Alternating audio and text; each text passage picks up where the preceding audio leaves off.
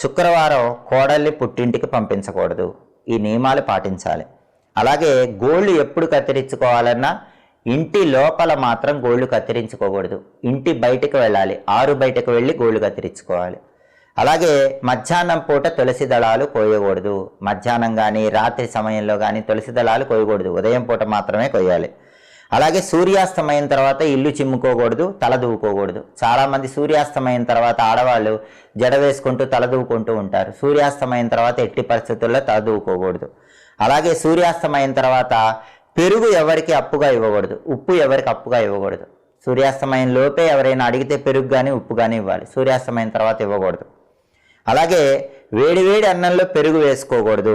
భోజనం మధ్యలో లేచి వెళ్ళకూడదు. ఎప్పుడైనా మీరు భోజనం చేస్తుంటే మధ్యలో పనుందని లేచి వెళితే అది అశుభం. కాబట్టి భోజనం మధ్యలో లేచి వెళ్ళకూడదు.